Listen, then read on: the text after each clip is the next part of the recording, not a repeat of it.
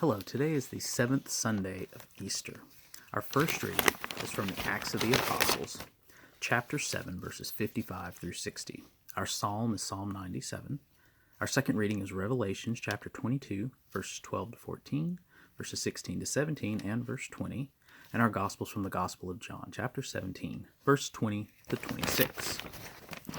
I was watching a rerun of The Sopranos the other night. I don't know if it's still called a rerun if you're watching it on Netflix. But anyway, in this episode, Vito, one of the gangsters, has been outed. It turns out that he's gay, and the other gangsters find out about it, and Vito surmises, correctly, that they'll want to kill him for it. So he runs away. He goes on the lam. And as he's running for his life, he comes across a small, quiet, calm little town in New Hampshire. It has cute little shops, clean streets, friendly people that greet you when you pass them.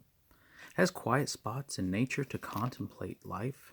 It's peaceful, it's tranquil, it's so different from his former life as a gangster.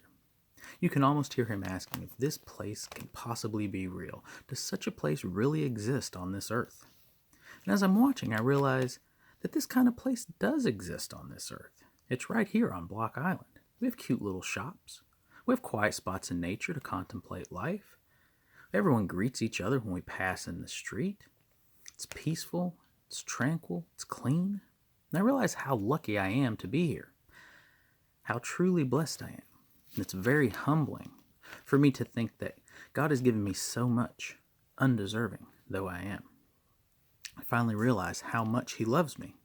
How the Father's love for the Son is the same as His love for me. That I can truly be one with them. But of course, what did I expect as far as realizing this? I mean, Jesus prayed this prayer from our gospel today for me, so that I could see. I mean, it's true.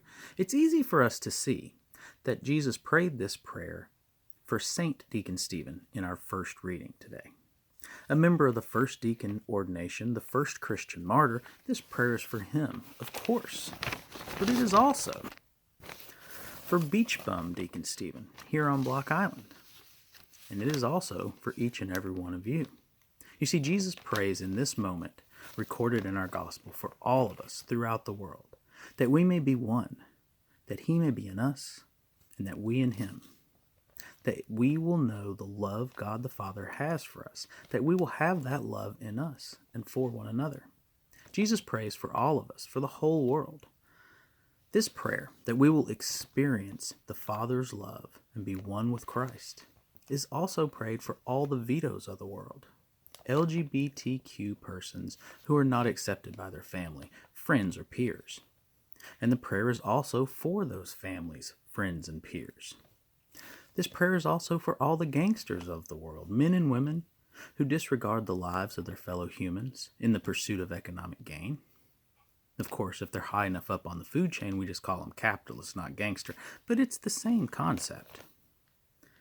You know, this prayer was also for Saul, who held the coats while the crowd stoned St. Stephen in our first reading. Saul, who had a conversion on the road to Damascus and became Paul, St. Paul, the greatest missionary for Christ of all. This prayer was for him, and it worked. He experienced God's love for him. He became one with Christ. God's love was in him, and he went throughout the world, spreading that love to others. Saul, the Pharisee. Now, of course, Saul is not the only Pharisee who ever needed this prayer for him.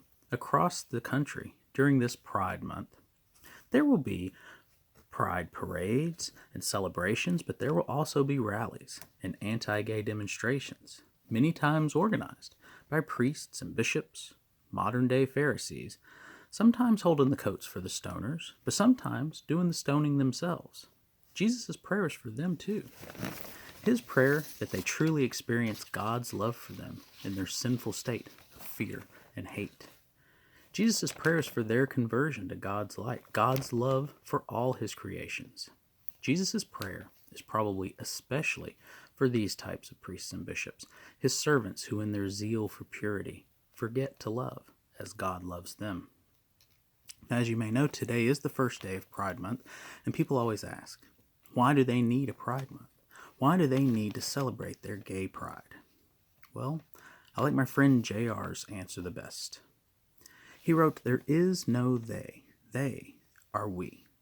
We celebrate a part of our larger community that is often consigned to the periphery. We celebrate the dignity and humanity of sisters and brothers who face discrimination in the workplace, housing discrimination, and threats to their safety. We celebrate because we recognize the value of part of our family. We celebrate as a witness to those who still reside in prejudice, fear, or all-out hatred, too often disguised as faith.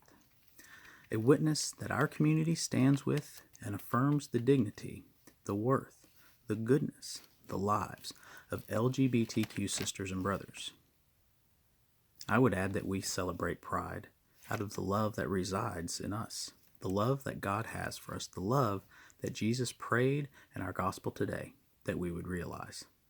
I also pray, as we all should, that we receive this love and share it with others, not just during Pride Month, but during all the other months as well, that we love each other as God loves us, even gay gangsters like Vito from The Sopranos.